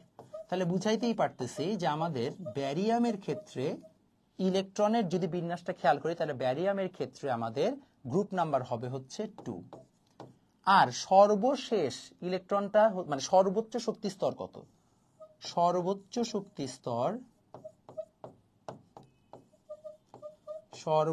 শক্তি স্তর হচ্ছে আমাদের 6। তাহলে সর্বোচ্চ শক্তি স্তর 6 হলে সেটাই হবে আমাদের রো নাম্বার। লজিক বুঝতে পারছি? আচ্ছা, আই গেস হচ্ছে যে সবার এতটুকু লজিক হলে জানা থাকতেছে। তাহলে আমরা পরেরটাতে আগাই। সর্বশেষ ইলেকট্রন কোথায় গেছে? ইলেকট্রন কনফিগারেশন থেকে বা ইলেকট্রন বিন্যাস থেকে? ইলেকট্রন বিন্যাস করা শিখেছো না? ইলেকট্রন বিন্যাস করা শিখলে তো তোমাদের পেরে যাওয়ার কথা। ইলেকট্রন বিন্যাসই হচ্ছে যে তোমাদের শেখানো হয়েছে যে কিভাবে ইলেকট্রনগুলো যায়, এটা আউফবাউ নীতিতে তোমরা শেখার কথা। এই যে এইভাবে 1s 2s 2p 3s 3p 3d 4s 4p 4d 5s 5p 5d। তো এই যে এইভাবে ইলেকট্রন যায় আউফবাউ নীতিতে, এই আর কি। তো হচ্ছে যে এভাবে হচ্ছে যে তোমাদের কি হবে, একটা পর একটা ইলেকট্রন ঢুকতেছে। সো এই যে আউফবাউ নীতি অনুযায়ী হচ্ছে তোমরা বের করতে পারবে ইলেকট্রন কোথা থেকে কোথায় যাচ্ছে, ইলেকট্রন মানে কনফিগারেশনে। ওকে, আমরা আগাই, এগিয়ে যাই। এরপর আলোচনা করা হচ্ছে পর্যায় সারণীতে প্রত্যেকটি পর্যায় মৌলসমূহের ধর্মের এক ধরনের ধারাবাহিকতা রয়েছে। অনুসন্ধানী পাঠ বই থেকে পর্যায় সারণী বাম থেকে ডানে উপরে থেকে নিচে বিভিন্ন পর্যায়ভিত্তিক ধর্মের হ্রাসবৃদ্ধি ঘটে সেটা তোমাকে পড়তে বলা হয়েছে। সো অনুসন্ধানী পাঠ বই তোমরা অলরেডি পড়েছো, ওইখানে তোমাদের অলরেডি বলা আছে যে কিভাবে হচ্ছে যে হ্রাসবৃদ্ধি কত করে কিভাবে কি ঘটে। তো আমরা এখন হচ্ছে তার পরের অংশটাতে যাব। যদি এটা হয়ে থাকে তাহলে হচ্ছে আমরা কিভাবে যাচ্ছি। ওকে, দেখেন তাহলে আমাদের এখানে বলা হচ্ছে পর্যায় সারণী কোন দিকে গেলে পরমাণুর আকার বৃদ্ধি পাবে সেটাও লক্ষ্য করো। আচ্ছা, সেটা আমরা জানি অলরেডি। এটা যদি আমাদের একটা পর্যায় সারণী হয়, পর্যায় সারণীর বাম থেকে ডানে গেলে অর্থাৎ লেফট টু রাইট গেলে আকার কমে বা ছোট হয়, আর উপর থেকে নিচে গেলে টপ টু বটমে গেলে আকার বাড়ে। কেন আকার বাড়ে? বিকজ এখানে যদি আকার বাড়ে কারণ হচ্ছে নতুন শক্তি স্তর যোগ হয়। সো নতুন শক্তি স্তর যদি যোগ হয় তাহলে অবশ্যই আমাদের কি আকারটা বাড়তে থাকবে। আর এই জায়গায় যেটা হয়, একই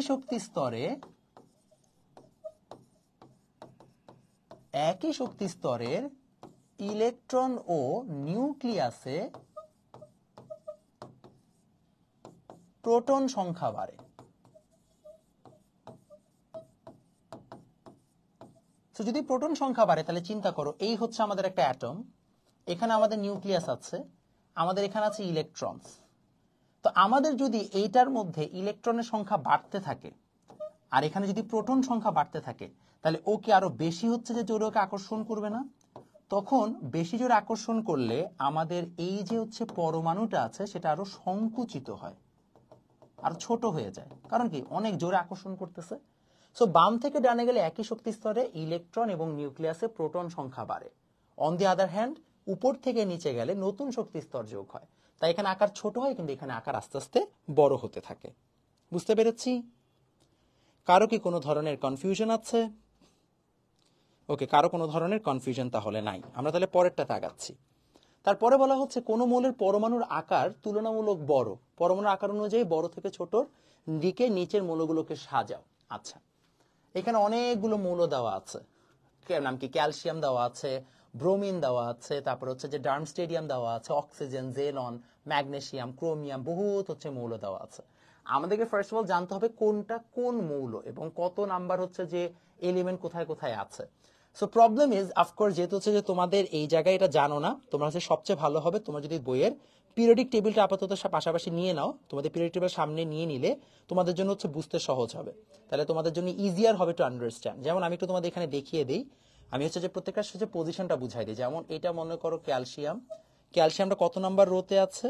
ক্যালসিয়াম আছে হচ্ছে তোমার 4th রোতে এবং সেটা 2 নাম্বার কলামে আছে, গ্রুপে আছে।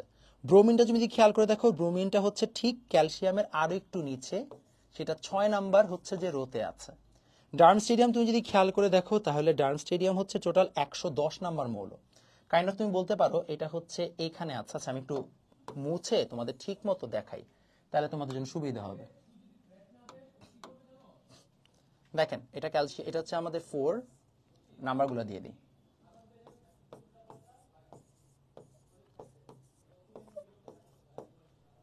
দেখো এটা হচ্ছে 1 নাম্বার, 2 নাম্বার, 3, 4, 5, 6, 7, 8, 9, 10, 11, 12, 13, 14, 15 এরকম আছে। তো আমাদের ক্যালসিয়ামটা হচ্ছে এই জায়গায়, ব্রোমিন হচ্ছে এই জায়গায়।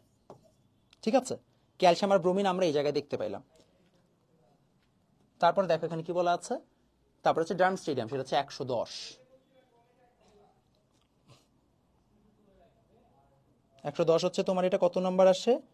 এটা হচ্ছে যে তোমার মোস্ট প্রবাবলি 2, এটা হচ্ছে 10 number group most probably, right?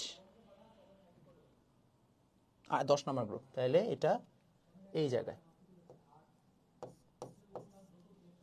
দেখো এটা গেল, দেওয়ার পরে হচ্ছে যে আমাদের আর কি কি মৌল দিয়েছে? অক্সিজেন আর হচ্ছে জেনন। তো অক্সিজেনটা কত নাম্বারে আছে? অক্সিজেন আমরা জানি হচ্ছে যে এই পাশে 16 নাম্বার গ্রুপে আছে। 16 নাম্বার গ্রুপের হচ্ছে যে আমাদের গ্রুপ নাম্বার 2 তে আছে, মানে নাম কি, রো নাম্বার 2 তে আছে, এটা হচ্ছে অক্সিজেন। অক্সিজেনের পরে আমাদের এখানে আরো কি কি ছিল? আরো ছিল হচ্ছে যে জেনন। জেননটা কত নাম্বার গ্রুপে আছে? জেননটা হচ্ছে টেকনিক্যালি আমাদের লাস্ট হচ্ছে যে গ্রুপ, এবং সেটা কততে আছে? এবং সেটা হচ্ছে যে 5 নাম্বার রোতে আছে। তাহলে 5 নাম্বার রোতে লাস্টের দিকে আছে জেনন। কত নাম্বার? এটা 18 নাম্বার গ্রুপে আছে, এটা 16 নাম্বার গ্রুপে আছে। তারপরে তোমাদের এখানে আরো বলা হয়েছে ম্যাগনেসিয়াম। ম্যাগনেসিয়ামটা কত নম্বরে আছে? ম্যাগনেসিয়াম যদি আমরা একটু খেয়াল করে দেখি, তোমাদের আছে হচ্ছে 2 নাম্বার গ্রুপে, তাহলে এটা হচ্ছে ম্যাগনেসিয়াম। ওকে, ম্যাগনেসিয়ামের পরে তোমাদের এখানে আছে হচ্ছে ক্রোমিয়াম। ক্রোমিয়াম কোন জায়গায় আছে? ক্রোমিয়াম হচ্ছে যে আমাদের 6 নাম্বার গ্রুপের টেকনিক্যালি 4 নাম্বার রোতে আছে। তো 6 নাম্বার গ্রুপের 4 নাম্বার রোতে আছে ক্রোমিয়াম। ক্রোমিয়ামের পর আমাদের এখানে আছে হচ্ছে গোল্ড। গোল্ড কত নাম্বার গ্রুপে আছে? গোল্ড হচ্ছে আমাদের আছে টেকনিক্যালি 11 নাম্বার গ্রুপে এবং হচ্ছে 6 নাম্বার রোতে। তাহলে 11 নাম্বার গ্রুপের 6 নাম্বার রোতে আছে এখানে আমাদের গোল্ড। আরো আসেন দেখেন, nickel, silicon, francium, nickel. Nickel আমাদের কি আছে? নিকেল আছে হচ্ছে আমাদের 10 নাম্বার গ্রুপে এবং 4 নাম্বার রোতে।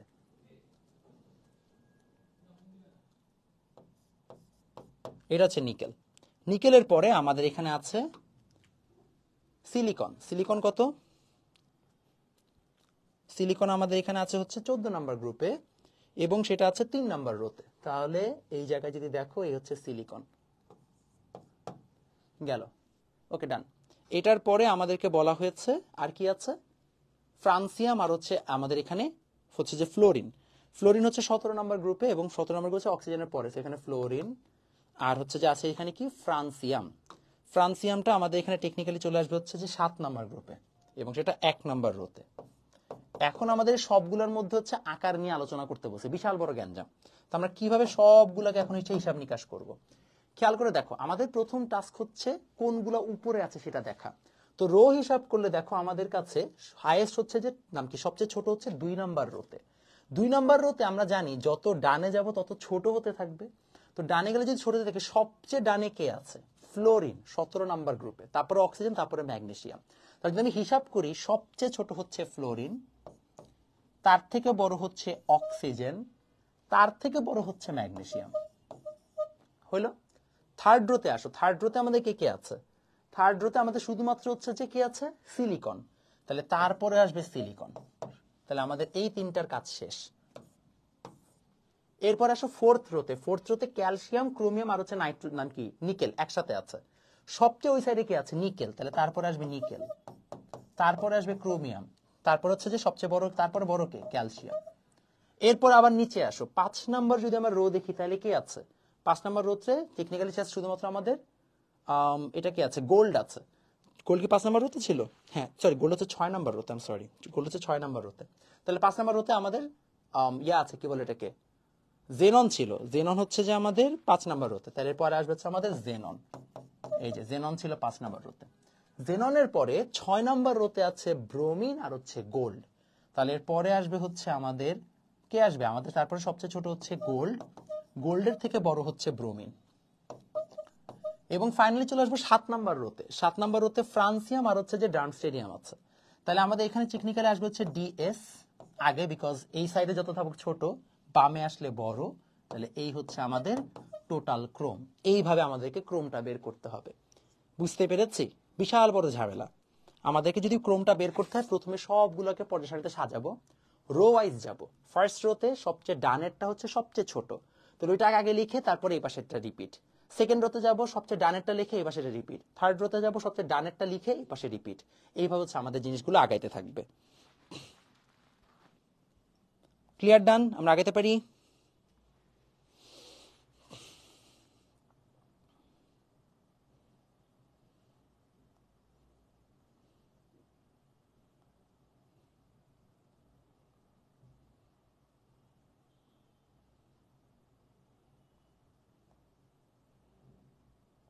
আচ্ছা, ঠিক আছে, সবার ডান। সবার ডান হয়ে গেলে আমরা পরবর্তী স্লাইডে চলে যাচ্ছি। এবার বলা হয়েছে যে আমাদের পর্যায় সারণী মৌলগুলো যুক্ত হওয়ার যৌগ গঠনকারী শ্রেণীমালা আলোচনা করে প্রয়োজন। আচ্ছা, ঠিক আছে, তাহলে যোজনী বা যোজ্যতা। রাসায়নিক বন্ধন অধ্যায় থেকে যোজনী এবং যোজ্যতা সম্পর্কে পড়ে নাও। যোজনী এবং যোজ্যতা কিছুই না। যোজনী হচ্ছে কোনো পরমাণু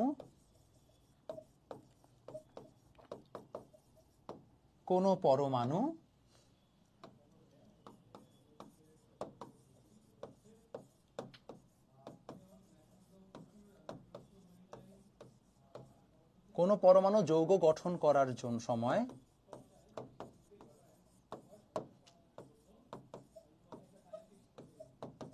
যে কয়টি ইলেকট্রন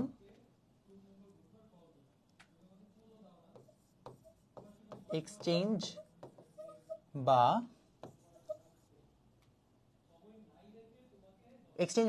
হচ্ছে যে আমরা কি বলতে পারি, আদান প্রদান করে।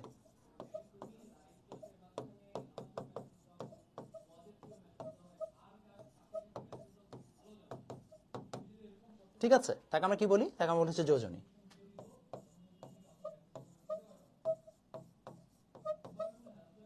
আর যোজ্যতা কাকে বলে? যোজ্যতা হচ্ছে আমাদের মোট সর্বশেষ শক্তি স্তরের মোট ইলেকট্রন সংখ্যা।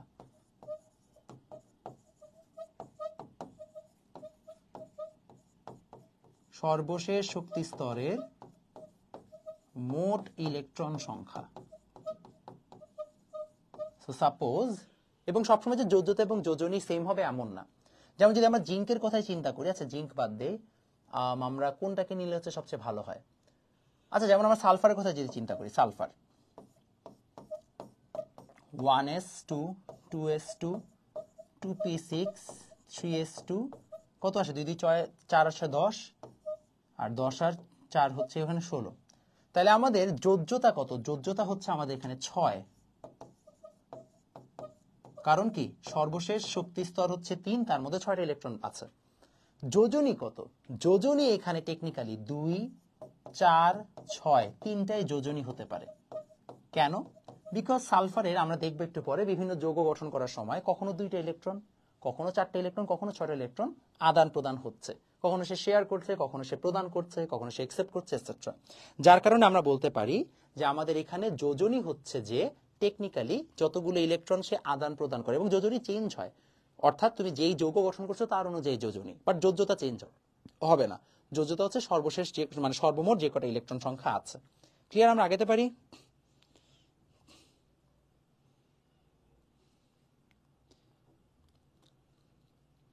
আমরা আগাইতে পারি তাহলে বাচ্চারা? ওকে, এগিয়ে গেলাম। এরপরে আমাদের এখানে বলা হচ্ছে যে আচ্ছা এখানে খেলা যাক, কি কি খেলতে যাচ্ছে, কয়েকটি দল গঠন হতে পারে, এটা লাগবে না, আচ্ছা দরকার নাই। আচ্ছা এখানে জিজ্ঞেস করা হয়েছে যে কোনো একটা মৌলের অবস্থান তুমি পর্যায় সারণীতে তুমি যদি বের করতে পারো তাহলে ওইটার হচ্ছে যে যোজনী কত সেটা তুমি কি বের করতে পারবা কিনা। অর্থাৎ কোন একটা পর্যায়ে মানে মৌল তুমি যদি পর্যায় সারণীতে সে কোন পজিশনে আছে তার গ্রুপ এবং হচ্ছে তার যদি রো নাম্বার তুমি জানো, সেইটার বেসিসে তুমি কি বের করতে পারবা কিনা যে আসলে হচ্ছে তার যোজনী কত, সেটা হচ্ছে আমাদের জিজ্ঞেস করা হয়েছে। এটা বের করা সম্ভব। তো এটা হচ্ছে তোমাদের আমরা সামনে আগাবো, এটা জাস্ট একই কথা। আচ্ছা আমরা এখন মানে ফাইনালি চলে আসছে হচ্ছে সপ্তদশ অষ্টাদশ সেশন, অর্থাৎ আমাদের 17th and 18th সেশন। এটা হচ্ছে 17th প্লাস 18th সেশন। আগের পড়াশোনার কিছু নাই, আগের হচ্ছে যে অনুশীলনী পাঠ ডান। বলা হচ্ছে এবার যে যৌগমূলক, যৌগের রাসায়নিক সংকেত, নিষ্ক্রিয় গ্যাস ও স্থিতিশীলতা, অষ্টকের নিয়ম ইত্যাদি সম্পর্কে পড়ে আলোচনা করো। আগের মতোই প্রয়োজনীয় শিক্ষকের সহায়তা নাও। আচ্ছা এবার হচ্ছে তোমাদের অনুসন্ধানী পাঠ থেকে যৌগমূলক, যৌগের রাসায়নিক সংকেত এগুলো কিভাবে গঠিত হয়, নিষ্ক্রিয় গ্যাস এবং হচ্ছে যে স্থিতিশীলতা এটসেট্রা নিয়ে তোমাদেরকে আলোচনা করতে বলা হয়েছে। যোজ্যতা বুঝেন নাই? আচ্ছা দেখেন যোজ্যতা আরেকবার বুঝাই দিচ্ছি। কোথায় ছিল যোজ্যতা, আরেকবার বুঝাই দিচ্ছি। এই যেটা হচ্ছে যোজ্যতা। সালফারের সর্বশেষ শক্তি স্তর হচ্ছে এইটা। এখানে টোটাল যতগুলো ইলেকট্রন আছে সেই টোটাল ইলেকট্রন সংখ্যাকে আমরা বলি হচ্ছে তার যোজ্যতা। যোজনী হচ্ছে এই ইলেকট্রনগুলোর মধ্যে কয়টা ইলেকট্রন সে আদান প্রদান করে একটা যৌগ গঠন করবে। সো যোজ্যতা 6, যোজনী 2, 4, 6 যে কোনো একটা হতে পারে। ক্লিয়ার?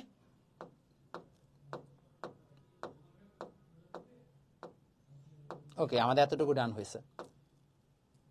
আচ্ছা এটা কিছু নাই, লাগবে না। এবার আসেন, বলা হয়েছে যে এখন একটি পদার্থ আরেকটি পদার্থের সাথে কেন যুক্ত হয়। এটা একটা ভালো কোয়েশ্চেন, যে আমাদেরকে বলা হয়েছে যে একটা পদার্থ আরেকটা পদার্থের সাথে কেন যুক্ত হয় সেটা নিয়ে আলোচনা করতে। ওকে, কেন পদার্থ যৌগ গঠন করে।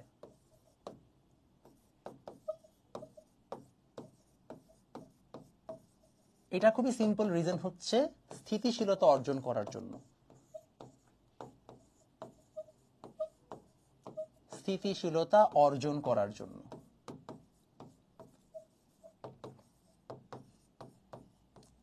সাপোজ এটা সোডিয়াম,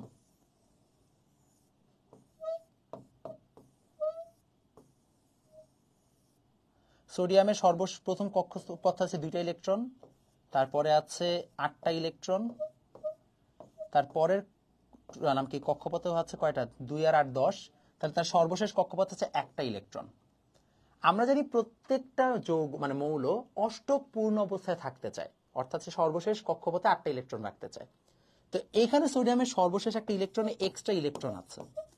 তো সোডিয়াম চাচ্ছে যে ভাই ইলেকট্রনটা তাড়াতাড়ি চলে যাক, ও চলে গেলে আমি একটু শান্তি পাবো। অন দি আদার হ্যান্ড যদি আমরা ক্লোরিন হিসাব করি তাহলে ক্লোরিনের সর্বশেষ কক্ষপথে আছে 7টা ইলেকট্রন। ক্লোরিন বলতেছে ভাই কেউ একজন ইলেকট্রন আমাকে একটু দাও, দিলে আমি একটু শান্তি পাবো। তো স্বাভাবিকভাবে দুইজনই চাচ্ছে কি স্থিতিশীল হইতে বা লাস্টে 8টা হচ্ছে যে ইলেকট্রন নিয়ে অষ্টক পূর্ণ করতে। তখন সোডিয়াম এই ইলেকট্রনটা ক্লোরিনকে দিয়ে দেয়, দিলে আমরা অ্যাকচুয়ালি দেখতে পাই সোডিয়াম ক্লোরাইড গঠিত হয়েছে। আর এই যে সোডিয়াম ক্লোরাইড গঠিত হলো এটাকে আমরা বলতে পারি হচ্ছে আমাদের অ্যাকচুয়াল যৌগ। তাহলে সোডিয়াম ক্লোরাইড যদি গঠিত হয় তাহলে সেটা স্থিতিশীলতা অর্জন করবে। স্থিতিশীলতা অর্জন করার ক্ষেত্রে তাহলে আমাদের শর্তটা কি দাঁড়াচ্ছে, শর্ত হচ্ছে যে আমাদের অষ্টক পূর্ণ হতে হবে। কি হতে হবে? অষ্টক পূর্ণ। এবং এই জন্যই বিভিন্ন মৌল বলতে পারেন হচ্ছে যে আসলে গঠন করে আর কি, অষ্টক পূর্ণ হতে হবে। আসেন আমরা যদি অষ্টক পূর্ণ হচ্ছে যে বুঝে ফেলি তাহলে আমরা পরেরটাতে যাই। এখন বলা হচ্ছে যে এগুলা নিয়ে অলরেডি হচ্ছে যে তোমাদেরকে ব্যাখ্যা দিয়েছে, আয়নিক সমযোজী এবং ধাতব বন্ধন কখন কি হয় সেটা হচ্ছে অনুসন্ধানী পাঠ থেকে পড়তে বলেছে। এখন বায়ু দূষণের জন্য কোন যৌগ দায়ী তা তোমরা ইতিমধ্যে জানো। এখন এই যৌগগুলোর মধ্যে কোনটি কোন ধরনের বন্ধন সেটা নিয়ে আলোচনা করো। এটা কোনো সমস্যা না। যেমন তোমাদের এখানে দিয়েছে কোন কোন মৌলের সমন্বয় সৃষ্টি কার্বন মনোঅক্সাইড, তাহলে কার্বন মনোঅক্সাইড। কোন ধরনের রাসায়নিক বন্ধন এখানে আছে। আচ্ছা দেখছি, তারপর এখানে আছে ওজোন, নাইট্রোজেন ডাইঅক্সাইড, নাইট্রোজেন আর অক্সিজেন, সালফার ডাইঅক্সাইড আছে সালফার আর অক্সিজেন। তো কার্বন ডাইঅক্সাইড তুমি যদি খেয়াল করে দেখো, আমাকে জানতে হবে কার্বন ডাইঅক্সাইড হচ্ছে কোন ধরনের হচ্ছে এখানে যৌগ আছে।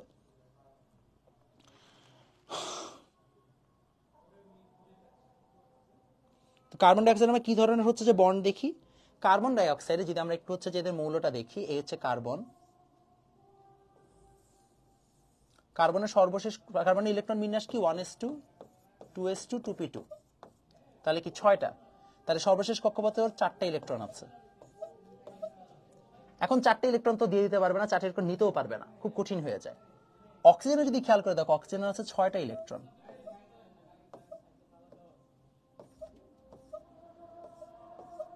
এখানে আছে 4টা ইলেকট্রন, 6টা ইলেকট্রন। যদি আমাদের ওর থাকে 6টা ইলেকট্রন আর এদিকে আরেকটা অক্সিজেন আছে, ওরও আছে 6টা ইলেকট্রন, বলা হচ্ছে কার্বন মোনো অক্সাইড, তাই না? মোনো অক্সাইড যদি হয়, আচ্ছা মোনো অক্সাইড বলছিল, অক্সাইড না, carbon mono oxide. Carbon mono oxide যদি হয়, তাহলে কি কার্বনের সাথে এখন আমাদের একটা কি লাগতেছে, আমাদের হচ্ছে একটা অক্সিজেন আছে। তাহলে তাদের মধ্যে বন্ধনটা আমরা গঠন করব কিভাবে? এখানে যেটা হয় সেটা হচ্ছে যে আমরা এখানে খুব সিম্পলি কার্বনের জন্য, এখানে কার্বনের হচ্ছে যে 2টা ইলেকট্রন, এখানে হচ্ছে কার্বনের 2টা ইলেকট্রন, এবং এখানে যে অক্সিজেনটা থাকে সেই অক্সিজেনটা একাই দিয়ে দেয় 4টা ইলেকট্রন,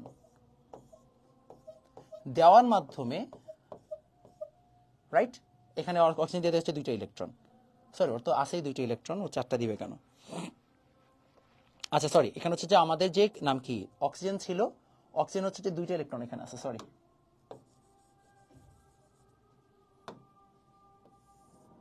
2টা ইলেকট্রন আছে, এবং অক্সিজেন হচ্ছে যে 6টা ইলেকট্রনের মধ্যে 4টা ইলেকট্রন হচ্ছে এখানে শেয়ার করতেছে। এখন এখানে কি হলো, শেয়ারিং এর মাধ্যমে, শেয়ারিং এর মাধ্যমে এখানে আমরা বলি এটাকে সন্নিবেশ বন্ধন। সন্নিবেশ বন্ধন কখন হয়? যখন আমরা ইলেকট্রন দেই এবং সেই ইলেকট্রনটা একসাথে দুজন মিলে শেয়ার করে, ইলেকট্রন দেয় একজন, শেয়ার করে দুইজন, তাহলে এটা হচ্ছে আমাদের সন্নিবেশ বন্ধন। তারপরে এখন আসেন ওজোন গ্যাস, আমাদের বলা হচ্ছে বন্ড ফরমেশন অফ ওজোন, বা হচ্ছে আমাদের এই ওজোন গ্যাসটা কিভাবে হচ্ছে আমাদের ফরমেশন করতে হবে। যদি আমরা ওজোন গ্যাসের ফরমেশনটা দেখি, তাহলে ওজোন গ্যাসের ক্ষেত্রে হচ্ছে আমাদের কাইন্ড অফ কিছুটা সিমিলার স্ট্রাকচারই দেখতে পাবো। ওজোন গ্যাসের ক্ষেত্রে কি হয়, ওজোন গ্যাসের ক্ষেত্রে হচ্ছে যে আমরা দেখতে পাচ্ছি এখানে 3টা অক্সিজেন, এই হচ্ছে আমাদের অক্সিজেন, এই হচ্ছে আমাদের আরেকটা অক্সিজেন, এবং এই যে আমাদের 2টো অক্সিজেন আছে, আগে আমাদের 2টো অক্সিজেনের মধ্যে বন্ড ফর্ম হবে কিভাবে, এখানে এই অক্সিজেন এবং এই অক্সিজেন মিলে তার আগে কি করতেছে, এখানে 2টা ইলেকট্রন, এখানে 2টা ইলেকট্রন, তাদের মধ্যে আগে হচ্ছে আমাদের এখানে সমযোজী বন্ধন ফর্ম হচ্ছে, সমযোজী বন্ধন ফর্ম হইল। সমযোজী বন্ধন ফর্ম হওয়ার পরে আমাদের এখন এই যে স্ট্রাকচারটা আছে, এই স্ট্রাকচারটার মধ্যে এখানে কি এক্সট্রা ইলেকট্রন আছে না? এখন এই এক্সট্রা ইলেকট্রনটা আরেকটা যে আমাদের হচ্ছে যে অক্সিজেন আছে, যেখানে হচ্ছে আমাদের টোটাল 6টা ইলেকট্রন আছে, এই 2টা ইলেকট্রন এইটাকে হচ্ছে যে আবার কি করবে, সন্নিবেশ বন্ধনে আবদ্ধ করবে, অর্থাৎ ও 2টা ইলেকট্রন দিয়ে একসাথে দুজন মিলে শেয়ার করবে। তাহলে একটা ইলেকট্রন মানে এই 2টো অক্সিজেনের মধ্যে আমাদের হচ্ছে সমযোজী বন্ধন, এই 2টো অক্সিজেনের মধ্যে হচ্ছে আমাদের সন্নিবেশ বন্ধন। তাহলে এখানে কোন কোন বন্ধন এক্সিস্ট করে, সমযোজী এবং তার সাথে আবার সন্নিবেশ। এখন আসে নাইট্রোজেন ডাইঅক্সাইডের ক্ষেত্রে। নাইট্রোজেন ডাইঅক্সাইডের ক্ষেত্রে আমাদের বন্ড ফরমেশনটা কি হবে? নাইট্রোজেন ডাইঅক্সাইড যদি আমরা খেয়াল করা দেখি যে হচ্ছে আমাদের নাইট্রোজেন ডাইঅক্সাইডের বন্ড ফরমেশন কি, নাইট্রোজেন ডাইঅক্সাইডে মোটামুটি আমরা দেখতে পাবো এরকম টাইপের, দেখেন এটা হচ্ছে নাইট্রোজেন, এই নাইট্রোজেনের ক্ষেত্রে হচ্ছে যে আমরা জানি সর্বশেষ কক্ষপথে কয়টা আছে ইলেকট্রন, 1টা 2টা, টোটাল 5টা ইলেকট্রন থাকার কথা, রাইট? 5টা ইলেকট্রন আছে, তাহলে এখানে আমাদের হচ্ছে যে 2টা ইলেকট্রন, এখানে 2টা ইলেকট্রন, তো 2টা অক্সিজেনের সাথে হচ্ছে যে এখানে শেয়ার করবে, ঠিক আছে? 2টা অক্সিজেনের সাথে ও কি করলো, শেয়ার করলো, শেয়ার করার সাথে সাথে এখানে দেখেন হচ্ছে আমাদের 2টা অক্সিজেনের সাথে শেয়ার করবে, এখানে হচ্ছে আরেকটা অক্সিজেন আছে, এইভাবে হচ্ছে যে ও ইলেকট্রনটাকে শেয়ার করতেছে। তো আমরা নাইট্রোজেনের ক্ষেত্রে কি দেখতে পাই, আমরা সমযোজী বন্ধন দেখতে পাই নাইট্রোজেন ডাইঅক্সাইডে। হাউএভার এখানে একটা ঝামেলা আছে। নাইট্রোজেন ডাইঅক্সাইডের ক্ষেত্রে আমরা যদি যৌগমূলকটা চিন্তা করি, যে নাইট্রোজেন ডাইঅক্সাইড হচ্ছে যে NO2 মাইনাস, যেটা NO2 মাইনাস যদি চিন্তা করি, ইন দ্যাট কেস কিন্তু আমাদের দেখা যাচ্ছে সেখানে সন্নিবেশ বন্ধন হবে। তোমাদের এখানে দিয়েছে জাস্ট নাইট্রোজেন ডাইঅক্সাইড, সন্নিবেশ হচ্ছে আমাদের ওইটা দেয় নাই, যৌগমূলকটা দেয় নাই। যৌগমূলকটা দিলে কিন্তু সমযোজী হবে এবং আরেকটা হবে সন্নিবেশ।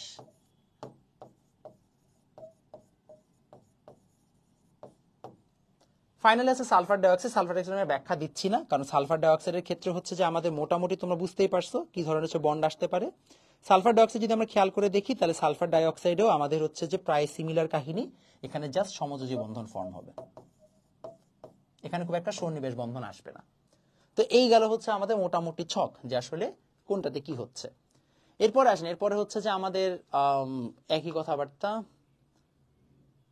ধাতব বন্ধন সম্পর্কে জেনেছো, ধাতব নিষ্কাশন আকরিক বিভিন্ন সংকর ধাতু তৈরি করা, সেগুলো কি কাজে লাগে জিজ্ঞেস করেছে। একবিংশ এবং নাম কি পরবর্তীতে কি বলা হইলো, এটা কিছুই না।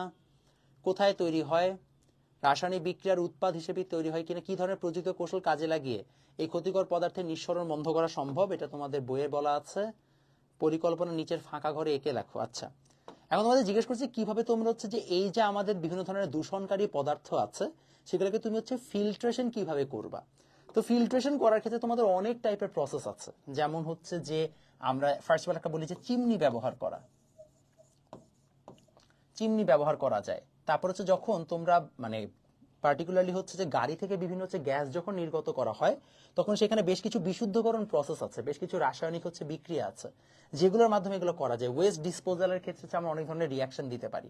সো এইটা আমি তোমাদের ইচ্ছা করে লিখে দিচ্ছি না, কারণ এটা তোমাদের মনে হয় না আমার আসলে কখনো পরীক্ষায় আসবে। বাট স্টিল যদি তোমরা হচ্ছে যেটা নিয়ে জানতে চাও, ইউ ক্যান জাস্ট গুগল যে হাউ টু, এটাকে আমরা কি বলি, ফিল্টার এয়ার, কি বলি এটাকে, পলিউশন গ্যাসেস। সেটা তোমাদের হচ্ছে যে জাস্ট একটু তোমরা চাইলে হচ্ছে যে দেখতে পারো, মানে যেহেতু হচ্ছে এক একজনের এক এক ধরনের আইডিয়াজ আসবে, সেটা তোমরা হচ্ছে এক এক ধরনের আইডিয়াজ এখানে লিখতে পারো।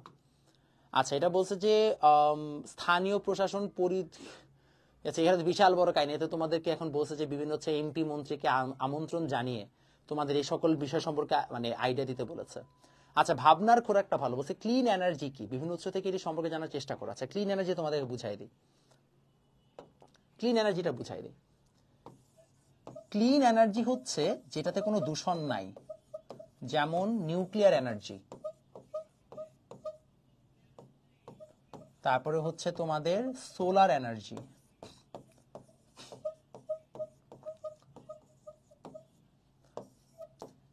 উইন্ডমিল, তারপর হচ্ছে বাঁধ, বাঁধ থেকে উৎপন্ন শক্তি, এগুলোকে আমরা বলি ক্লিন এনার্জি। কোনগুলা ক্লিন এনার্জি না? কয়লা থেকে যে আমরা শক্তিটা পাই এটা ক্লিন এনার্জি না। ফসিল ফুয়েল থেকে যে শক্তি পাই এগুলো ক্লিন এনার্জি না। জীবাশ্ম জ্বালানি ক্লিন এনার্জি না, কারণ ওগুলো থেকে বিভিন্ন দূষণকারী পদার্থ তৈরি হয়। এখানে কোনো দূষণকারী পদার্থ তৈরি হয় না। আমরা এগুলোকে বলি ক্লিন এনার্জি সোর্সেস। বাংলাদেশ এখন আস্তে আস্তে এই ক্লিন এনার্জি সোর্সের দিকে যাওয়ার চেষ্টা করছে, শুধু বাংলাদেশ না, পুরো ওয়ার্ল্ডে যাওয়ার চেষ্টা করছে। আচ্ছা, এখানে আর কিছু নাই টেকনিক্যালি, এটা জাস্ট তোমাদের হচ্ছে যে লাস্ট স্লাইড এটাই ছিল। আর কিছু আছে না? আচ্ছা, এখানে কি বলা হচ্ছে বাতাস থেকেও কিন্তু উইন্ডমিলের মাধ্যমে শক্তি উৎপাদন করা যায়। আচ্ছা, এখানে বায়ু দূষণ কি কমবে নাকি বাড়বে? আচ্ছা, এখানে বায়ু দূষণ কমবে, কারণ তোমরা জানি আমরা শিখলাম উইন্ডমিলে আসলে কোনো ধরনের হচ্ছে যে কি হয় না, দূষণকারী পদার্থ তৈরি হয় না। এখানে হচ্ছে যে আরো কিছু ছবি টবি দেওয়া আছে এবং মোটামুটি এই হচ্ছে আমাদের কনসেপ্ট। আমরা এইভাবে হচ্ছে যে অনুশীলনী বইয়ের একটা বিশাল বড় অংশ শেষ করলাম। আপনারা অনেকে লাইভে বলছিলেন যে ভাইয়া কিছু কিছু টপিকের বেসিক বুঝতেছি না। টপিকের বেসিক বুঝতে হলে আপনাকে অনুসন্ধানী পাঠটা পড়ে আসতে হবে, এবং আমি খুব অনেস্টলি বলি অনুশীলনী পাঠ খুবই সোজা জিনিস। অনুসন্ধানী পাঠের বেশিরভাগ কোয়েশ্চেনই জাস্ট অনুশীলনী পাঠে দিয়ে রেখেছে। তো তোমাদের কাজ, যদি তোমরা অনুসন্ধানী পাঠটা ঠিক মতো না পড়ে থাকো, তাহলে অনুশীলনী পাঠের ক্লাসটা না করা, আগে অনুসন্ধানী পাঠটা কমপ্লিট করো, দেন দেখবো অনুশীলনী পাঠের কোয়েশ্চেনগুলো হচ্ছে পানি ভাত লাগতেছে, বা তখন তুমি চাইলে এটা রেকর্ডেড আকারেও দেখতে পারো। আর যদি কোনো ধরনের কনফিউশন থাকে বা কোয়েশ্চেন থাকে, সেটা তোমরা চাইলে আমাদেরকে পরবর্তীতে জানাইতে পারো। ঠিক আছে? চিমনি কি? চিমনি হচ্ছে এইটা। চিমনি চিনেন নাই না? দাঁড়ান দেখাচ্ছি। এই যেগুলা চিমনি, দেখছেন এখানে হচ্ছে যে কালো ধোঁয়া বের হচ্ছে, তো এখানে ফিল্টার লাগাই দিলে এটা সাদা ধোঁয়া আকারে আসবে এবং তখন হচ্ছে বেশ কিছু ফিল্ট্রেশন হবে, এই আর কি। ঠিক আছে, সবাই ভালো থাকেন, সুস্থ থাকেন, টাটা, বাই বাই।